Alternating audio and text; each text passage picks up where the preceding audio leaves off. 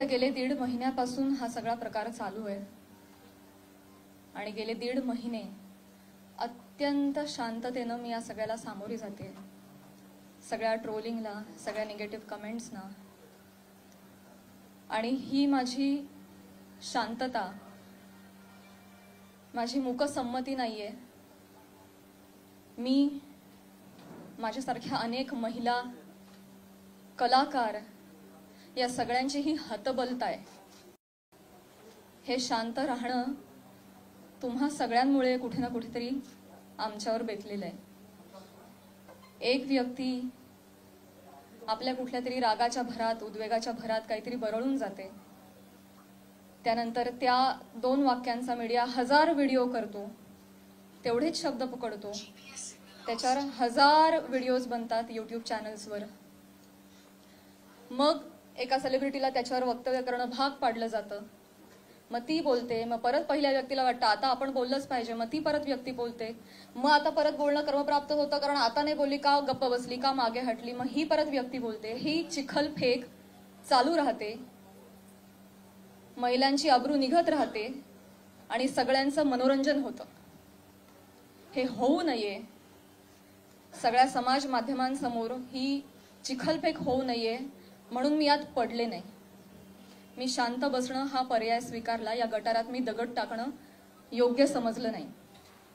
Also मला असं वाटलं की हा विषय इतका खोटा आहे, ही गोष्ट इतकी धादांत खोटी आहे, त्याला काही बेस नाही। एका सांस्कृतिक कार्यक्रमामध्ये सत्कार स्वीकारताना काढला गेलेला एक फोटो, ती आमची एकमेव भेट, धन्यवाद हा एकमेव संभाषण, एक शब्द, याच्यावरून एवढी आवई उठावी, त्याला मी का प्रत्युत्तर देऊ? जेव्हा त्या गोष्टीवर मी भाष्य करते, 10 लोकांपर्यंतची गोष्टी 1000 लोकांपर्यंत पोहोचतात। ती जर गोष्ट खोटीच असेल तर ती किती काळ टिकणार, त्या गोष्टीला आपण किती महत्त्व द्यायचं? म्हणून मी त्या गोष्टीकडे दुर्लक्ष केलं। शांत बसणं मी योग्य समजलं आणि याला भरपूर साथ होती ती मी ज्या व्यक्तींबरोबर काम करते, ज्या संचाबरोबर काम करते, माझं कुटुंब, माझा मित्रपरिवार, सगळे आप्तेष्ट, महाराष्ट्रातली जनता, प्रेक्षक ज्यांचं प्रेम आहे माझ्यावर। कोणीही माझ्यावर एका शब्दानेही कधी शंकेच्या दृष्टिकोनातून पाहिलं नाही, कधीही मला विचारलं देखील नाही। प्रत्येक जण भेटला त्यावेळी हे म्हणाला, प्राजक्ता योग्य करतेस, शांत राहा, धीरानं सामोरी जा। या अशा आवया उठतात आणि निघून जातात, सरपास होतात, तू शांत राहा, धीरानं सामोरी जा। ह्या सगळ्यांचा माझ्यावरचा विश्वास नाही, मी आधी पूर्ण करेन माझं सगळं।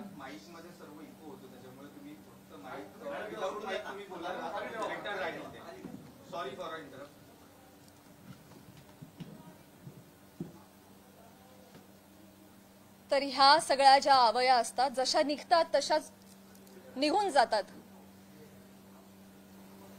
असं सगळं असल्यामुळे आणि या सगळ्यांचा पाठिंबा आणि माझ्यावरचा विश्वास इतका दांडगा होता, ही माझ्यासाठी अत्यंत जमेची बाजू होती। त्यामुळे मला माझ्या चारित्र्यावरचं एक्सप्लेनेशन द्यायला समोर यावं अशी गरजच वाटली नाही। आज ही वेळ येतेय, ही अत्यंत नामुष्की आहे आणि ती वेळ आली आहे कारण एक लोकप्रतिनिधी याच्यावर टिप्पणी करतात।